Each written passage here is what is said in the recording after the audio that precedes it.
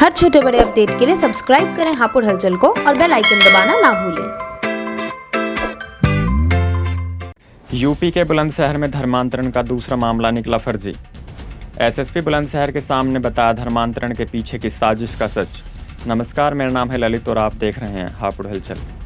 दरअसल उत्तर प्रदेश के बुलंदशहर में धर्मांतरण का दूसरा मामला मनगढ़ंत निकला।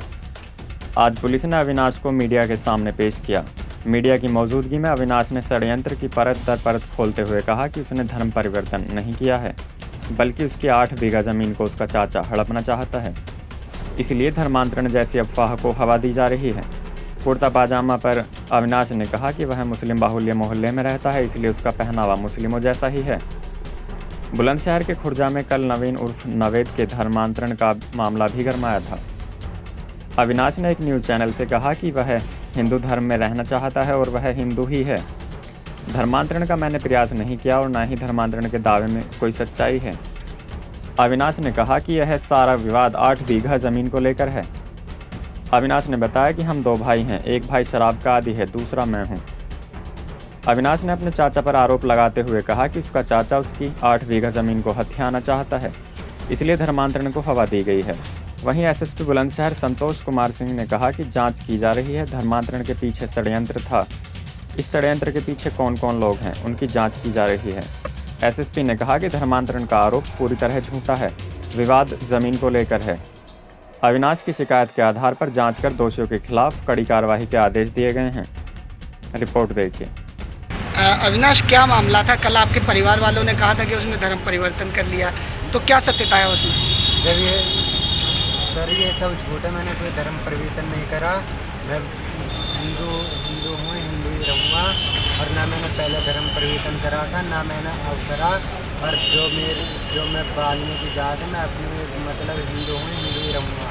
कोई मैं धर्म परिवर्तन नहीं कर रहा। जो मेरा ताऊ है वो मुझे मारता पीटता, वो हमका 8 बीघे ज़मीन है, तो मार पीट के ज़मीन के चक्कर में भगा देता वो हमें। अच्छा। बड़ी वाली बहन के साथ उसने मारपीट करी थी, उसने कोर्ट मैरिज करी है रघुपुरा में। और जो मतलब उसका भाई है रमेश, वो अपने भाई की ज़मीन बेच के खा गया, और जो मेरा भाई है वो नशेड़ी है, वो उनों के खिलाफ है। 100-200 रुपये दे रखा था, बैंक वो किया था। आप पे एक सोशल मीडिया पे फोटो वायरल हो रहा है जिसमें आप कुर्ता पजामा पहने दिख रहे हैं, वो कब का फोटो और क्या सच्चाई है? वो सच्चाई ये है, मैं जो है बचपन से ही कुर्ता पजामा पहनता हुआ आया हूँ। तो उसमें मेरा ताऊ कहता है ज़मीन के बारे में कि इसने धर्म परिवर्तन करा, पर मैंने धर्म परिवर्तन नहीं करा। जो मेरा ताऊ कहता है धर्म परिवर्तन के बारे में, वो सब ज़मीन का लालच है उसे, मैंने कोई धर्म परिवर्तन नहीं करा। सर, पुलिस एक लड़के को पकड़ के लाई है, क्या सर ये मामला? देखिए, कल से ही एक प्रकरण सोशल मीडिया और मीडिया के कुछ चैनलों पे प्रचारित किया जा रहा था कि अविनाश नाम के लड़के ने धर्मांतरण कर लिया। जानकारी की गई तो पता चला कि वो जालंधर में अपनी रिश्तेदारी में है। वहाँ से हमारी पुलिस टीम उसको लेके आई है। इस संबंध में उसके ताऊ के द्वारा एक तहरीर दी गई थी, जिसके आधार पर अभियोग पंजीकृत किया गया है। इस लड़के के जब बयान लिए गए, पूछताछ की गई, तो पूरी तरह से संपूर्ण घटना को नकार रहा है। इसका कहना है कि किसी भी रूप में न तो इसका धर्मांतरण हुआ है, न ही भविष्य में इसकी कोई योजना है, न तो किसी ने इसको प्रेरित किया है। इसके आरोप ये हैं कि इसके माता पिता दोनों मर गए हैं।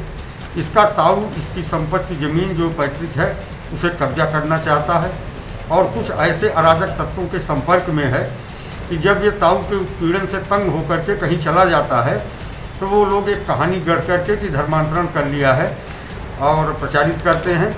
और इसका ये कहना है कि विशुद्ध रूप से इसकी संपत्ति कब्जा करने के उद्देश्य से इस तरह की अफवाह इसके ताऊ और उनके करीबी लोगों द्वारा फैलाई जा रही है।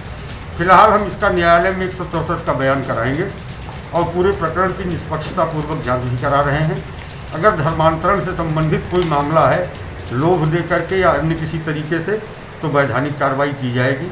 लेकिन फिलहाल अब तक की जो छानबीन है उसके आधार पर प्रकरण किसी भी रूप में धर्मांतरित या धर्मांतरण से संबंधित नहीं पाया। सर, धर्मांतरण से संबंधित जो अफवाह फैला रहे हैं लोग, तो उनके खिलाफ किसी प्रकार की कार्रवाई सुनिश्चित की जा रही है? देखिए, इसका 164 का बयान करा लेने के बाद उसमें जो भी वैधानिक और उचित कार्रवाई है वो सुनिश्चित की जाएगी। सर, क्या किसी संगठन के लोग इसको हवा दे रहे हैं? नहीं, ये इसका ताऊ जो है वो किसी संगठन के लोगों से जुड़ा हुआ है और उन्हीं के द्वारा बार बार इस तरह की अफवाह फैलाई जा रही है।